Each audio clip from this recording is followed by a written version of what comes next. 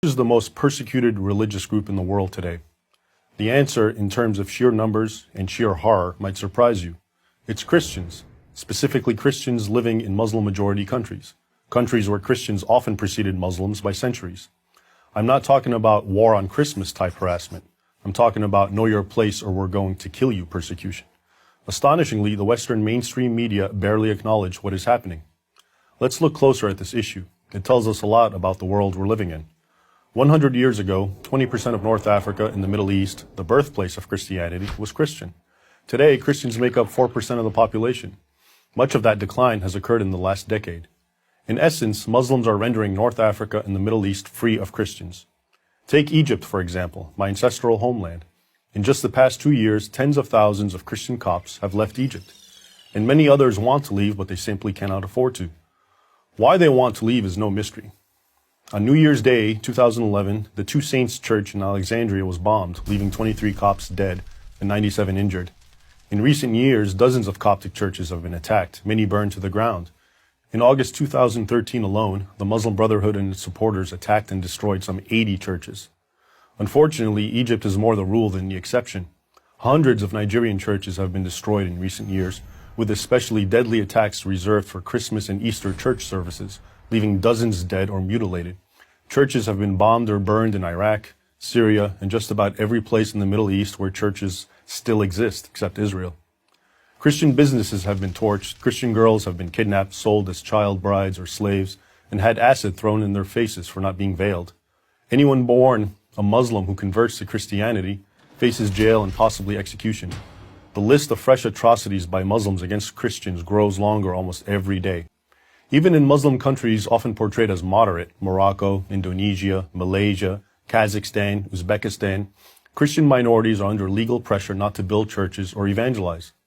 The Christians in these Muslim countries are often identical to their co-citizens in race, ethnicity, national identity, culture, and language. There is no political dispute between the Christians and Muslims, no land dispute. Vastly outnumbered and politically marginalized, these Christians simply wish to worship in peace. Instead, they are hounded and attacked.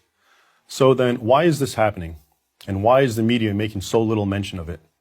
The first question is easy to answer. Christians are being persecuted in Muslim countries because they're Christians, or as the Quran puts it, infidels.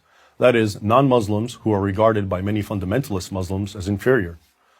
As a fundamentalist interpretation of the holy books of Islam has grown in the last 50 or so years, Christians have suffered, and in recent years they have suffered terribly.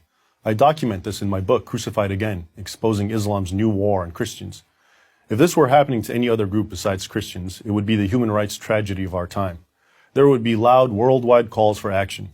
But the silence in the mainstream Western media is, as they say, almost deafening. Why? Because Muslim persecution of Christians throws a wrench in the media's narrative that Muslim violence is a product of Muslim grievance.